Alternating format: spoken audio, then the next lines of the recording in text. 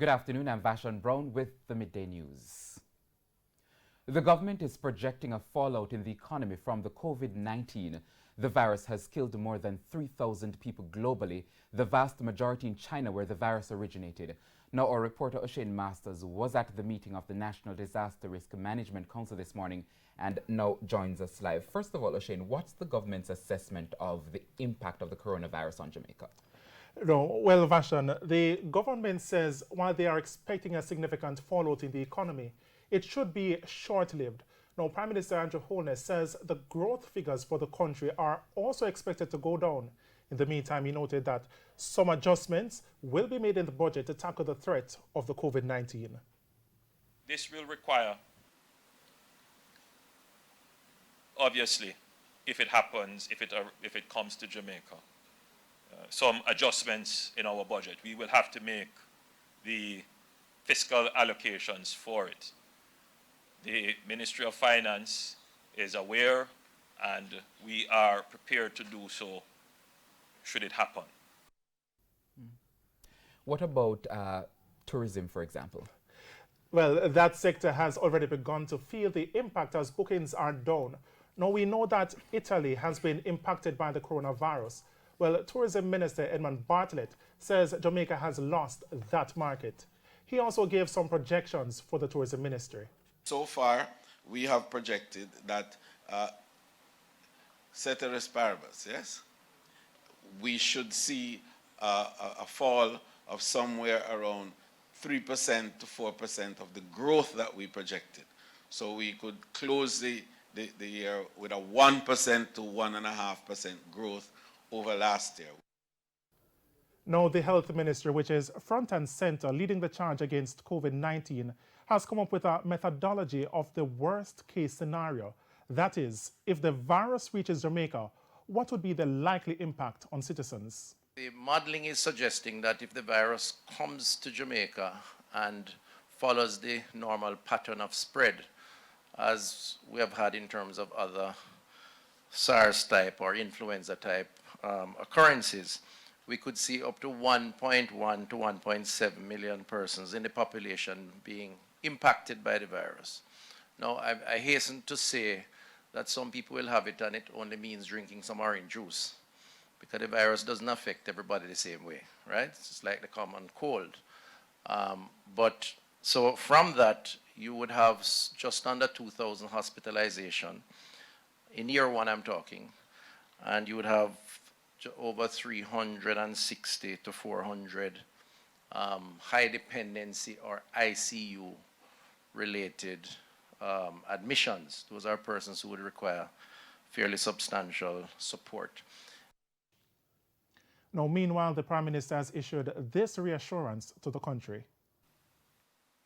I am not saying here to Jamaica that we don't have a serious situation, that it doesn't require diligence and an elevated sense of caution.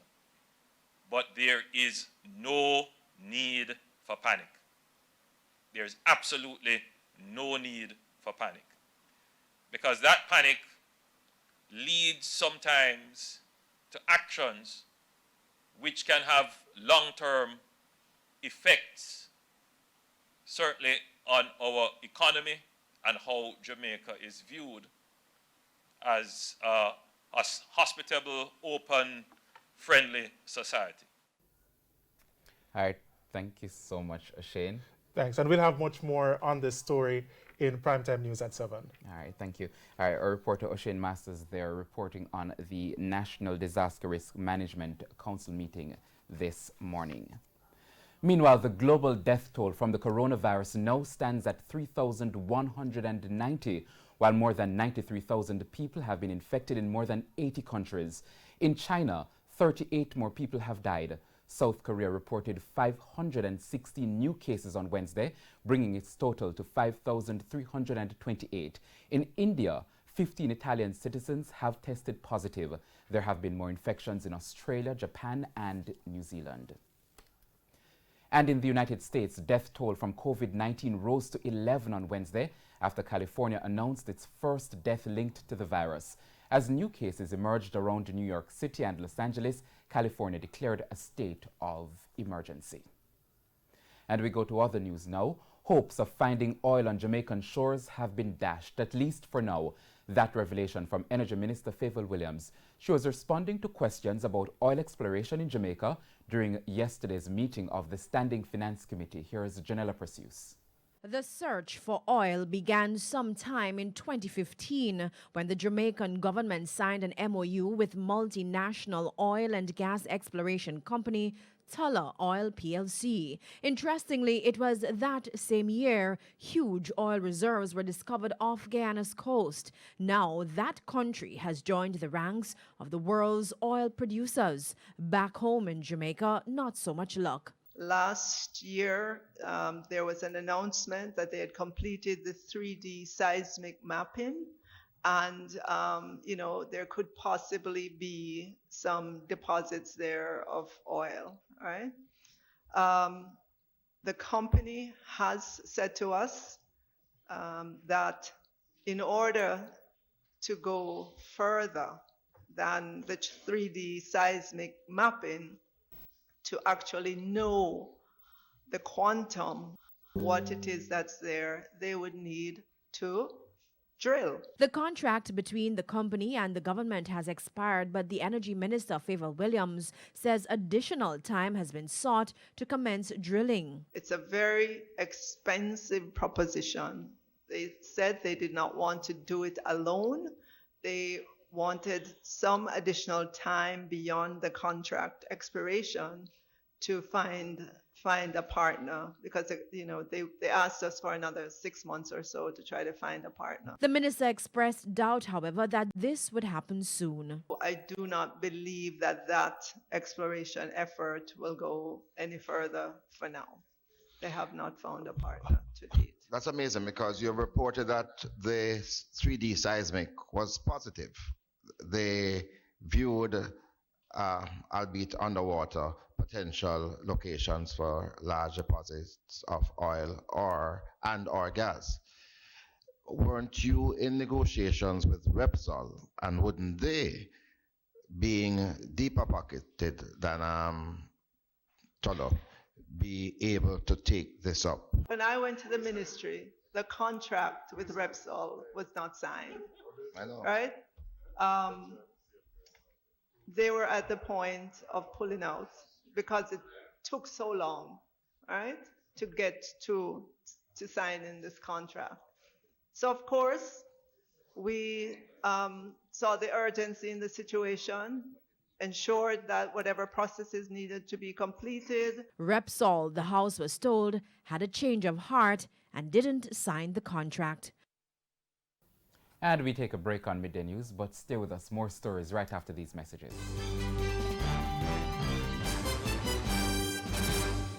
Welcome back, continuing the news now. At least 2 entertainment zones are scheduled to come on stream by the end of this fiscal year. Entertainment Minister Olivia Grange says the government is in the process of finalizing the acquisition of the properties. $45 billion has been allocated for the projects. We have identified properties in Negril, in St. Anne, in St. Thomas. In fact, we are exploring the possibility of having an entertainment zone facility that will also facilitate beach parties and activities that would attract visitors as well. Minister Grange, who was speaking at the Standing Finance Committee of Parliament yesterday, said the first entertainment zone, Fort Rocky in Kingston, is almost complete. The work is being done in tandem with the Jamaica National Heritage Trust and the UDC. And so phase 1 is almost complete.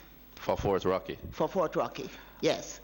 In fact, in clearing the facility there of all the sand and so on, we uncovered a number of important artifacts that will further enhance Port Royal as a call for the cruise ships.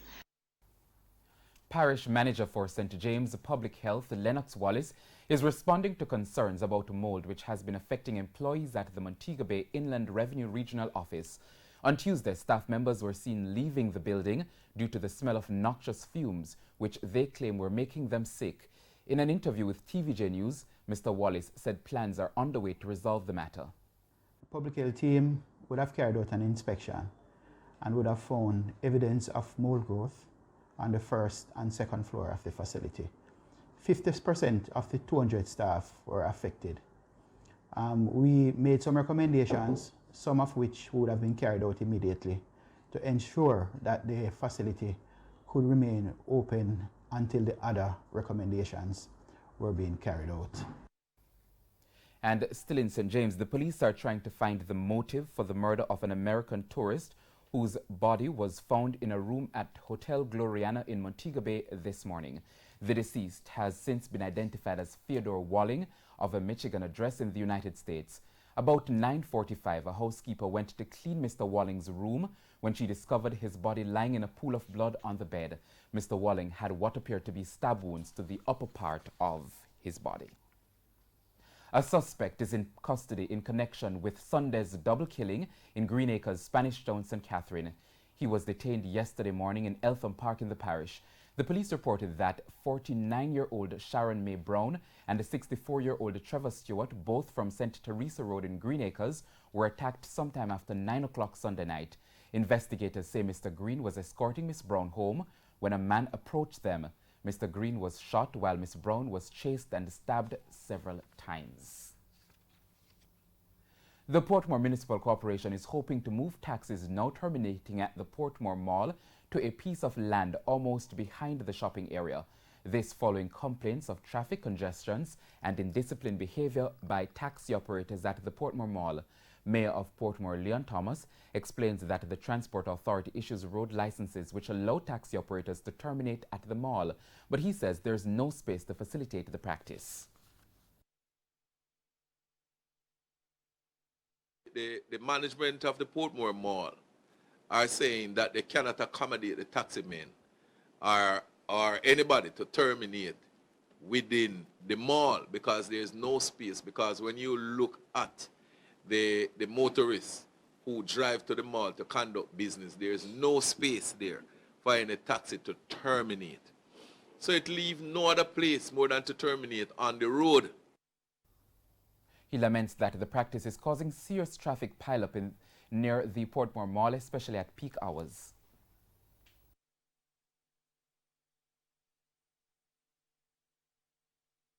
We are looking at terminating there, and when you are exiting, you are going to exit by Megamart. So that road will be super. We want to have it to be a one-way. So you will enter like how you enter now, and then you go into the stand, and then when you are leaving the stand, then you exit at Megamart. The mayor also stressed that once the taxi stand is in effect, taxi operators won't be allowed to use the mall as a terminal. We are going to make certain that as soon as we finish, it will be a zero tolerance on any taximan who continue to park at the front of the mall. There's a lay-by that is there that the JUTC buses will terminate, pick up and let off, and then continue. But all the taxi operators, we are asking you to terminate around the bird shop. And that's the Midday News. I'm Vashon Brown. Join us at 7 for Primetime News Package. On behalf of the news, sports, and production teams, have a good afternoon.